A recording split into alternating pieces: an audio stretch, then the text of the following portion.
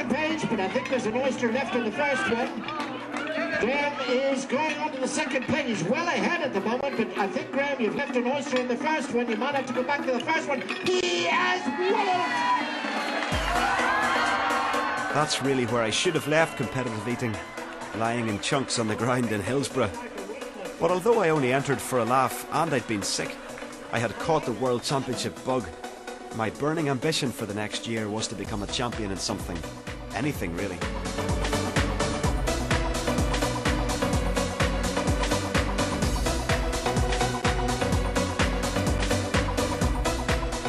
I came third in the World Nettle Eating Championship. But the quest was starting to turn into an obsession. An obsession that was gathering pace.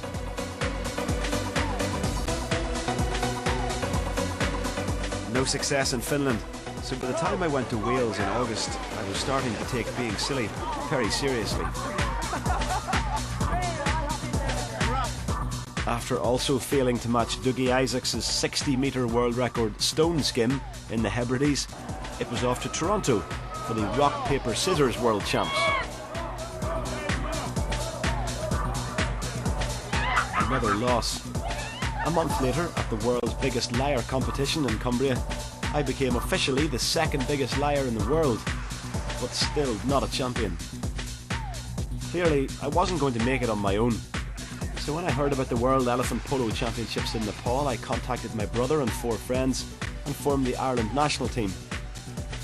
Polo playing elephants are in short supply in Northern Ireland, so this was our specially adapted training routine. Welcome to Kathmandu, guys. Namaste.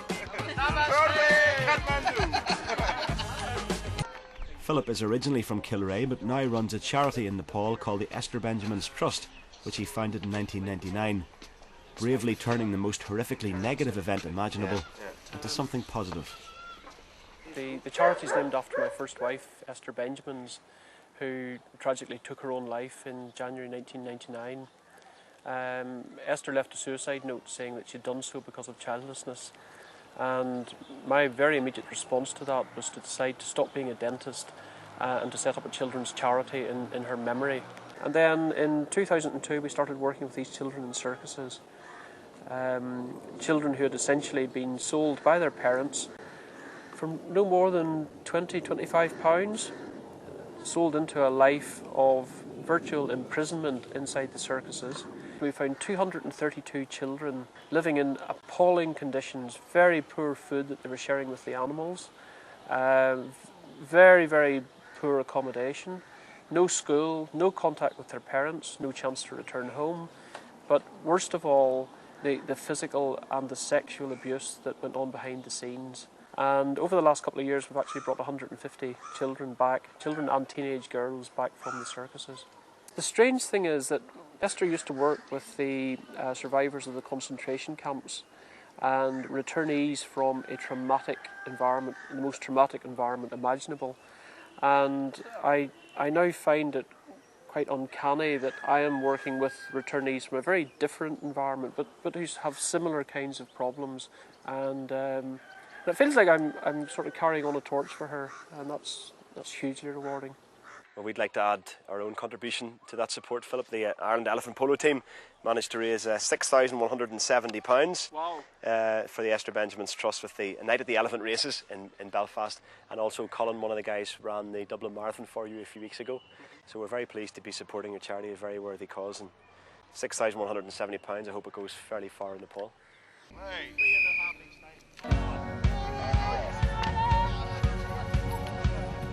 The frustrations of the game soon became clear. It's a long way down, it's a very small ball, and you're on a very slow mode of transport. Us against the Gurkhas was described by the commentator as the worst game in elephant polo history. But then, with just a minute left to play, my brother Warren announced his arrival on the elephant polo world stage.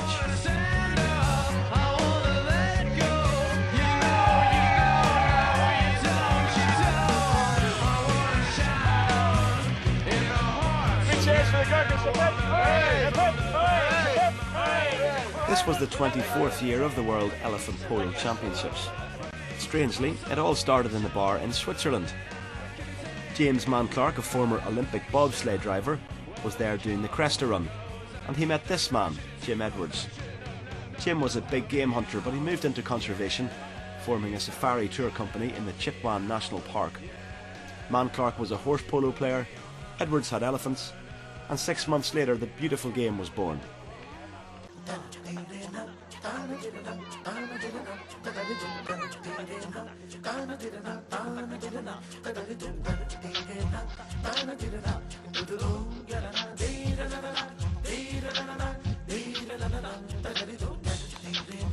This was it.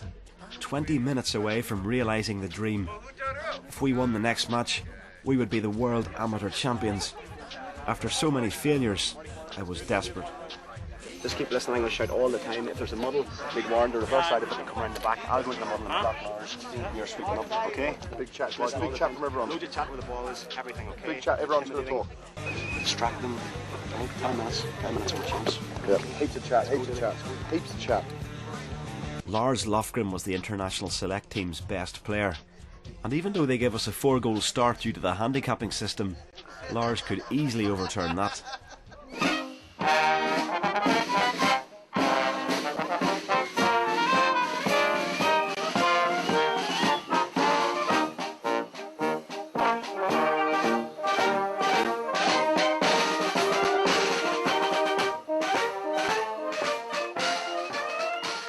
May the best team, the best captain, and the best elephants win.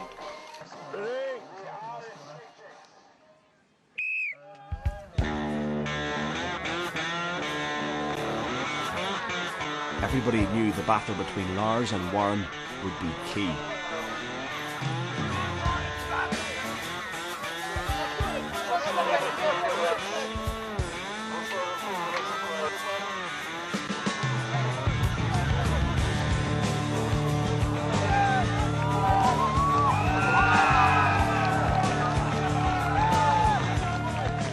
Warren had done it again. His goal meant we led 5-0 at the half-time break, but Lars would be on Hero, the best polo-playing elephant in the herd, for the second half. Our tactics now were to block and disrupt him at every turn. Early in the second half, Lars pulled a goal back for the international select.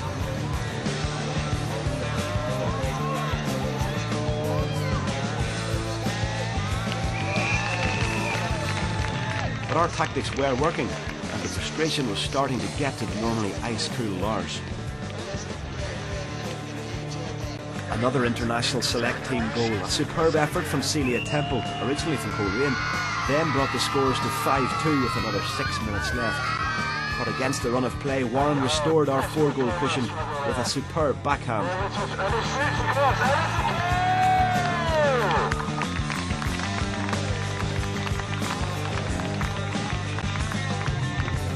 We were still trying to take Lars out of the game at every opportunity, though Colley's elephant took the command a little too literally.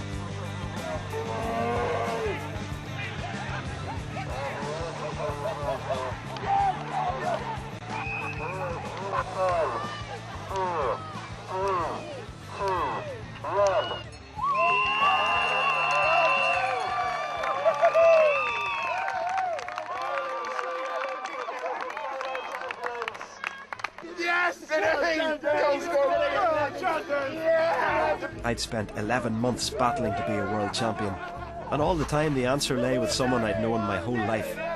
Warren had turned my dream into reality. We're not Nepal, we're Northern Ireland! We're not Nepal, we're Northern Ireland! The Duke of Argyll captained Scotland to the big prize. For the second year in a row they were elephant polo champions. But at our first ever elephant polo tournament, we won the amateur world title, and that's good enough for me.